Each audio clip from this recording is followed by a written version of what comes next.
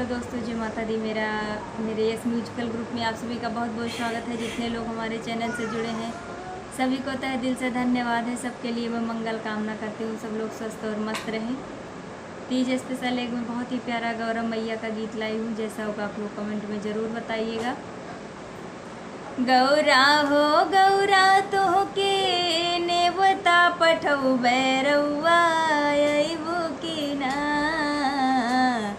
गौरा हो गौरा तोहके नेवता पठौ बैरौआ अइबू की ना। रउए चरनिया के आस चरनिया धोवैबू की ना। रउए चरनिया के आस चरनिया छुअबू की ना। गौरा हो गौरा तोहके नेवता भेजौ बैरौआ अइबू की ना। रउए चरनिया के आस चरनिया छुअबू की ना। जलवा तो हउए मैया मछली के जूठा। जलवा तो हउए मैया मछली के जूठा। जलवा तो हउए मैया मछली के जूठा। जलवा पियबू की ना। जलवा तो हउए मैया मछली के जूठा। जलवा पियबू की ना। गंगा के धारे कहाँ पाइब चरनिया छुअबू की ना। गंगा के धारे कहाँ पाइब चरनिया छुअबू की ना।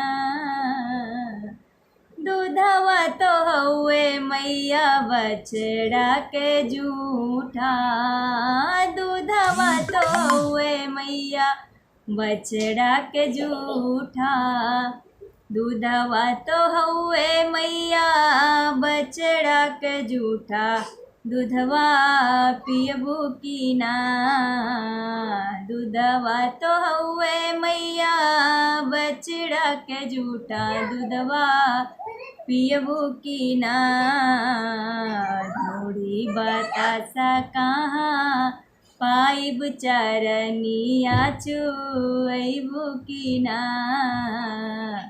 ढूढ़ी बतासा कहाँ पाइब चरनिया छुअबू की ना। फूलवा तो हउए मैया फूलवा तो हउए मैया भंवरा के जूठा। फूलवा तो हउए मैया भंवरा के जूठा। फूलवा तो हउए मैया भंवरा के जूठा। फूलवा लेबू की ना। फूलवा तो हउए मैया भंवरा के जूठा। फूलवा लेबू की ना। अढ़उल के गजरा कहाँ पाइब ये मैया चरनिया छुअबू की ना। गौरा हो गौरा तोहके नेवता पठौ बैरौआ अइबू की ना। रउए चरनिया के आस चरनिया छुअबू की ना।